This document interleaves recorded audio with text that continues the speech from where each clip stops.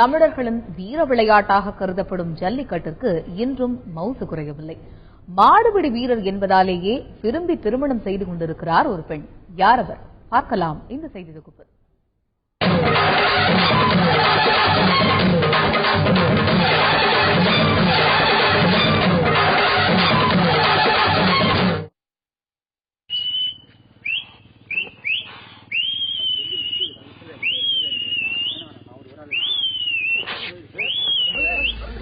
தமிழர்களின் வீரத்துக்கு சங்க இலக்கியத்தில் ஏறு தழுவுதல், சிலம்பாட்டம், இளவட்டக்கல் என்று பல சான்றுகள் கூறப்பட்டுள்ளன.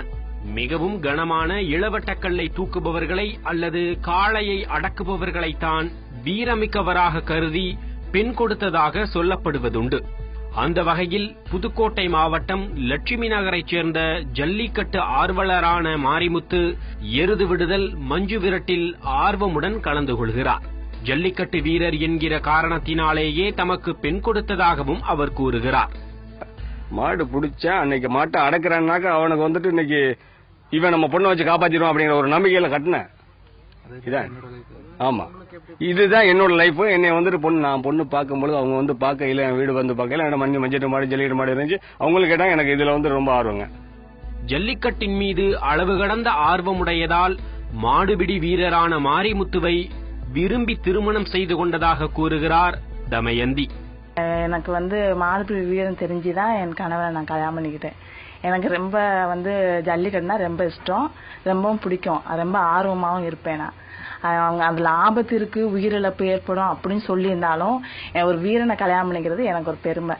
அதனாலதான் நான் வந்து கண்டிப்பா வந்து நான் கல்யாணம் பண்ணிக்கிறேன். எங்க வீட்டுல தவிர்த்தாலும் நான் இல்ல, நான் அவங்களை கல்யாணம் பண்ணிக்கிறேன்னு சொல்லிட்டு நான் ஒத்துக்கிட்டேன். பாரம்பரியமா நம்ம தமிழ்நாட்டில் நடந்து வர ஒரு இந்த வீர விளையாட்டு, அதை வந்து தடை செய்யக்கூடாது. மேன்மேலும் அது வந்து பாரம்பரியமா நடந்து வரணும். பல கோயில் திருவிழாக்கள் ஜல்லிக்கட்டு போட்டி இல்லாததால் களை இழந்து விட்டதாக கூறுகிறார் மாரிமுத்து. எந்த ஒரு திருவிழாவுமே ஒரு கலையாவே இல்ல. இன்னைக்கு ஒரு கோயில்ல வந்துட்டு இன்னைக்கு திருவிழானாக்கா இன்னைக்கு ஒரு ஆயிரக்கணக்கான பேர் வர்றாங்க. அந்த ஆயிரக்கணக்கான பேர் இன்னைக்கு வரல. ஏன்னு கேட்டீங்கன்னா இன்னைக்கு அந்த திருவிழாவில் ஜல்லிக்கட்டு இல்ல. இன்னைக்கு சும்மா வர்றாங்க, ஏதோ பொங்கல் வைக்கிறோம், கிடாய விடுறோம், சாப்பிடுறோம். அதுக்காகலாம் யாரும் வரல. அந்த ஜல்லிக்கட்டை பாக்குறதுக்கு தான் இன்னைக்கு பலாயிரக்கணக்கான பேர் வந்தாங்க. இன்னைக்கு அந்த மாதிரி ஒரு சூழ்நிலையில அது மாதிரி இன்னைக்கு இதை தடை பண்ணதுனால எந்த ஒரு திருவிழாவுமே ஒரு கலையாவே இல்ல.